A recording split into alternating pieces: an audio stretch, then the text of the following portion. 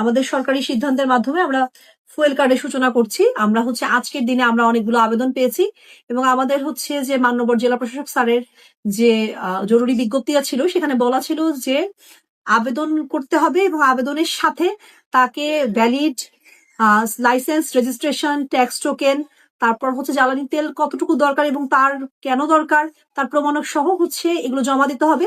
এগুলো আমরা জমা রাখছি সকাল থেকে এবং আমরা এগুলো ভেরিফাই করে দেখছি যে কাগজপত্রগুলোর মেয়াদ আছে কিনা, থাকলে আমরা তাদেরকে ফুয়েল কার্ড দিতে শুরু করব। আর পরিমাণটা যে তার যতটুকু প্রয়োজন, যতটুকু আমরা দেওয়া সম্ভব সেভাবে আমরা দিব। যেমন একজনের যদি 1 লিটারে তার কাজ হয় তাহলে সে 1 লিটার করেই হয়তো 1 লিটার করে পাবে। কিন্তু কারো কারো যদি এরিয়া বড় হয়, যে এরিয়া কভার করার জন্য তার বেশি তেলের প্রয়োজন হয়, সেক্ষেত্রে তার অফিসের প্রত্যয়নপত্রের প্রয়োজন, যে সত্যি তার প্রয়োজন কিনা, যাতে এই তেলটা নিয়ে সে অন্যত্র বিক্রি করতে না পারে বা অন্য কোনো কাজ না করতে পারে।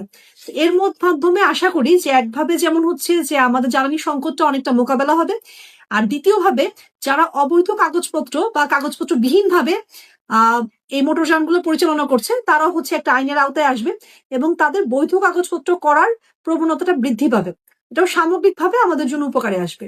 বেতন আসছে এবং সে অনুযায়ী আমরা অলরেডি ডিসি অফিস থেকে ফুয়েল কার্ড পেয়েছি, সে অনুযায়ী আমরা কার্যক্রম চালিয়ে যাব। আশা করি এটা অব্যাহত থাকবে। এটা শুধু মোটরসাইকেলের জন্য, এগুলো মোটর যানের জন্যই। আমাদের যে প্রাইভেট কার যেগুলো আছে, যারা পেট্রোল বা অকটেনে চলে, সেগুলো এটার আওতাভুক্ত হবে।